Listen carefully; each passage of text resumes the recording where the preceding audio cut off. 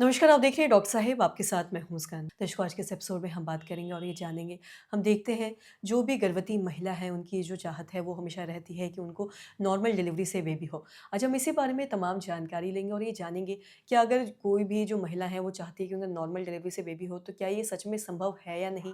और इसी बारे में तमाम जानकारी लेने के लिए आज हमारे साथ मौजूद है बिहार की जानी-मानी गायनेकोलॉजिस्ट और साथ ही आपको बता दें कि देश के चौथे सर्वोच्च नागरिक पुरस्कार से सम्मानित पद्मश्री डॉक्टर शांति राय। मैम नमस्कार, बहुत-बहुत स्वागत है आपके साथ। नमस्कार। मैम आपसे जानना चाहेंगे, हम देखते हैं ऐसी बहुत सारी महिलाएँ हैं जो आपके पास भी आती होंगी और ये कहती होंगी कि मैम हमें नॉर्मल डिलीवरी से बेबी करना है, डिलीवरी चाहिए। तो क्या ये सच में साइंटिफिकली जो संभव है या नहीं कि आप किसी भी महिला को अगर चाहत है उसकी, तो ऐसा हो सकता है या नहीं? इस बारे में थोड़ा आप बताएँ। चाहत की तो बात ही नहीं है, क्योंकि नॉर्मल डिलीवरी तो सबको होती ही है। जी। भगवान ने बनाया ही है स्त्री के अंगों को ऐसा कि नॉर्मल डिलीवरी हो और डिलीवरी नॉर्मल ही होती है सबको। हुँ, चाहत से न चाहेगी तभी भी उसको नॉर्मल होगा। हुँ, चाहत की ऐसी कोई बात नहीं है। ऑपरेशन से तभी होता है जबकि उसकी ज़रूरत होती है। जैसे मान लो उल्टा बच्चा है, तो अगर उसको नॉर्मल के लिए हम लोग ट्राई करेंगे, तो बच्चे का पैर तो निकल आएगा, सिर फँस सकता है, हुँ, ख़ासकर पहले गर्भ में।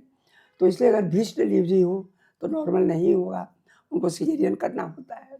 अगर ट्रांसवर्स लाई हो, बच्चा आड़ा हो, हुँ, सीधा नहीं होकर के आड़ा हो, तो उसका हाथ नीचे रहेगा, उसको सिज़ेरियन करना पड़ेगा।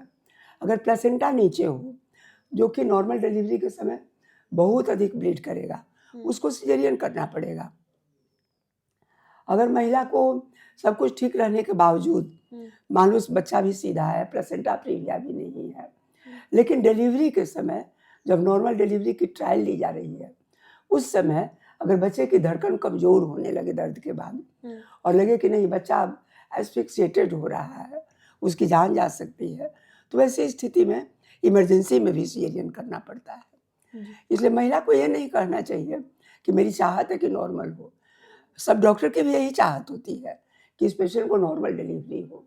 लेकिन कुछ इंडिकेशंस हैं, जबकि सिज़ेरियन सेक्शन करना अनिवार्य हो जाता है और तब उस महिला को ये नहीं कहना चाहिए कि नहीं मेरा सिज़ेरियन नहीं करिए, मुझे नॉर्मल करवाइए। हुँ, क्योंकि उसमें महिला को और बच्चे को दोनों की जान को खतरा रहेगा, अगर वो ज़बरदस्ती करेगी और ज़िद करेगी तो। हुँ, क्योंकि सभी डॉक्टर भी यही चाहते हैं कि नॉर्मल हो हुँ, और जल्दीबाज़ी में डॉक्टरों को भी हम सलाह देंगे कि बिना माने मतलब का ऑपरेशन बिल्कुल ना करें। हुँ, सबको नॉर्मल होता है, लेकिन कुछ इंडिकेशंस हैं, जबकि नॉर्मल नहीं होगा, सिज़ेरियन ही होगा। मान लीजिए बच्चा बहुत बड़ा है और महिला छोटी है, तो उसकी हड्डी उस बच्चे को नहीं आने देगी, उसको भी सिज़ेरियन करना पड़ेगा। हुँ।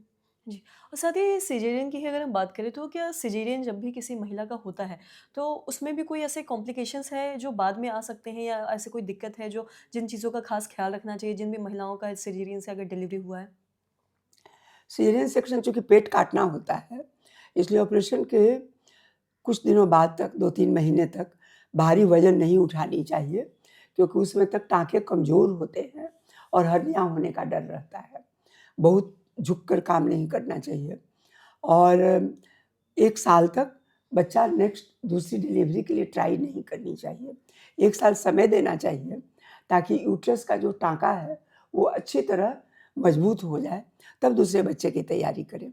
हुँ, और दूसरे बच्चे में अगर मान लीजिए पहले बार उल्टा बच्चा था और उसके कारण सिज़ेरियन हुआ या प्लेसेंटा प्रीविया था जिसके चलते सिज़ेरियन हुआ, तो दूसरा बच्चा नॉर्मल भी हो सकता है, जी, अगर टाँके ठीक रहेंगे तो।